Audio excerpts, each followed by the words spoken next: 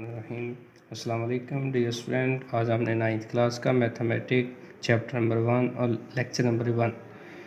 Chapter number का नाम है मैट्रिक्स एंड डिटरमिनेंट, कॉलमों का मकता। ये हमारे चैप्टर का नाम है जी, कॉलमों का मर्तबा।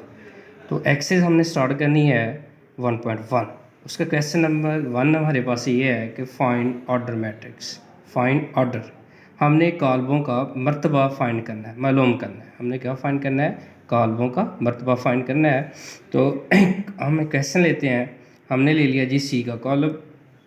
ये बेटा कॉलम जो है इसका हमने ऑर्डर मैट्रिक्स फाइंड करना है। क्या करना है? Find order matrix. इसमें सबसे पहले आपने बतानी है कि रो कितनी आ रही हैं और कॉलम कितने हैं। सबसे पहले हम रो को लिखते हैं। किसको लिखते हैं? रो कहते हैं कितार। कितार, ठीक है। ये हमारे पास कितार जो है, ये इसको कितार कहते हैं। क्या कहते हैं? इसको कितार कहते हैं। इसको कॉलम कहते हैं। ये भी कॉलम है, ठीक है। तो इसमें कितनी कितारें आ रही हैं, कितने कॉलम आ रहे हैं। तो ये बेटा हमारे पास एक रो आ रही है, एक कॉलम आ रहा है। और रो कितनी सॉरी एक आपके पास रो आ रही है और दो कॉलम आ रहे हैं, टू कॉलम। वन रो और टू कॉलम आपके पास आ रहे हैं, ठीक है। तो इसे हम लिखेंगे 1/2। ये इसका ऑर्डर मैट्रिक्स निकला है। क्या निकला है जी? Order matrix. आगे ई वाला देखें जी, ये हमारे पास बेटा आगे पास ये देखें, ये भी रो है, ये भी रो। इसको कितार कहते हैं, उर्दू में कहते हैं कितार। क्या कहते हैं? कितार। ये कॉलम, ये कॉलम। तो इसमें कितनी कितारें हैं जी? इसमें बेटा 3 कितारें आ रही हैं, 3 लिख दी। और कॉलम कितने आ रहे हैं जी? कॉलम आपके पास 2 आ रहे हैं, 3/2। तो ये इसका ऑर्डर मैट्रिक्स है। क्या है ये? ऑर्डर है। ये क्या है जी? ऑर्डर। ऑर्डर का मतलब होता है मर्तबा। क्या होता है जी? मर्तबा, कि कितनी कितारें हैं और कितने कॉलम है। ये क्वेश्चन हमने 1 मुकम्मल कर लिया। आगे हमारे पास आता है क्वेश्चन नंबर 2 है। उसमें इक्वल मैट्रिक्स आता है कि इक्वल क्या होता है। इक्वल मैट्रिक्स फाइंड करना आपने। इक्वल मैट्रिक्स में क्या होता है कि लेट सपोज कर लें ए और बी। ये फर्ज कर लें आपके पास ए है, ये बी है। तो इसका जो ऑर्डर मैट्रिक्स है, पहला आपके पास ये है कि इसका order of A is equal to order of B. जितनी रो और कॉलम पहले कॉलम में आ रहा है, दूसरे कॉलम में भी ऑर्डर ऑफ मैट्रिक्स ए का और बी का सेम आना चाहिए।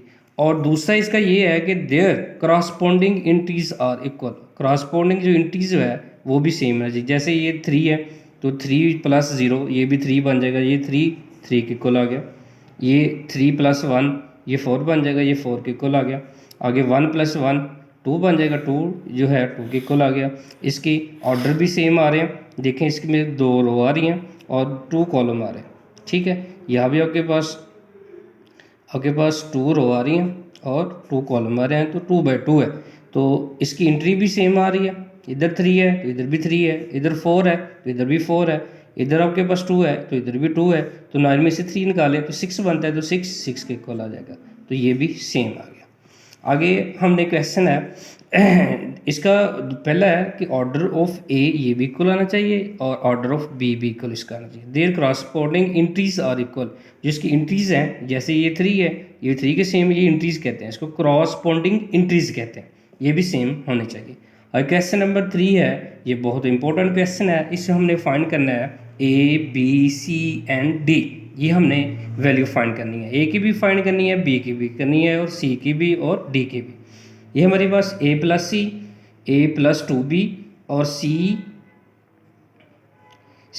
नफ़ी 1 4d नफ़ी 6 इज इक्वल टू 0 नफ़ी 7 3 और 2d। ये फर्स्ट वाला बेटा फर्स्ट वाले के इक्वल है और सेकंड वाला सेकंड वाले के इक्वल है और थर्ड वाला जो है थर्ड वाले के इक्वल और फोर्थ ये जो है इसके इक्वल है। तो हमने लिख लिया कि इक्वेशन नंबर 1 बन गई a + c is equal to 0। ये लिख दिया। इक्वेशन नंबर 2 आपके पास a + 2b is equal to नफ़ी 7। ये नफ़ी 7 आपके पास इक्वल आ गया। आगे बेटा आपके पास c नफ़ी 1 ये 3 के इक्वल है। तो ये 3 के इक्वल लिख लिया। 4d नफ़ी 6 इज इक्वल टू 2d के इक्वल है। आगे इसमें देखें, हमने पुट करनी है। सबसे पहले ये फ्रॉम 3 इक्वेशन है, उसको हल करेंगे। c नफ़ी 1 is equal to 3, c is equal to 3, ये प्लस का ये नफ़ी का 1 इधर आके प्लस का 1 हो जाएगा। 3 और 1 1 4 बन जाएगा, ठीक है। आगे फ्रॉम फोर्थ को हम हल करेंगे। ये देखें जी, आपके पास 4d नफ़ी 6 इक्वल टू 2d है। तो ये 4d नफ़ी 6 इक्वल टू 2d, 4d नफ़ी 2d is equal to 6, D वाले इकट्ठे कर लिया जी। ये प्लस का 2d इधर आके माइनस का हो जाएगा, ये माइनस का 6 इधर जाके प्लस का 6 हो जाएगा। 4d में से 2d निकालें तो 2d बाकी बच गए।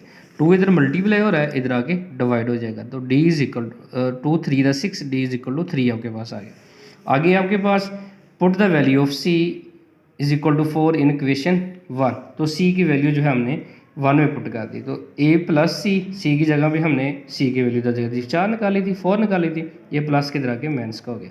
Put the value of a is equal to नफ़ी 4 इन इक्वेशन 3। तो ये देखें इसमें पुट करेंगे a की वैल्यू, तो नफ़ी आपके पास 4 निकाला है, नफ़ी 4 जमा 2 b इज इक्वल टू नफ़ी 7। ये नफ़ी का 4 इधर आके प्लस का हो जाएगा, नफ़ी 7 में से जमा का 4 निकाले माइनस का 3 आ जाएगा, और 2 इधर मल्टीप्लाई इधर आके डिवाइड हो जाएगा। इसको हमने डिवाइड कर लिया तो नफ़ी 1.5। तो इस तरह हमने a की भी वैल्यू निकाल ली, और ये आपके पास b की वैल्यू निकल आई, और ये आपके पास c की निकल आई, ये हमारे पास d की निकल आई। ये हमने वैल्यू फाइंड करनी थी, a b c d ये वैल्यू फाइंड करनी थी। खुदा हाफिज़।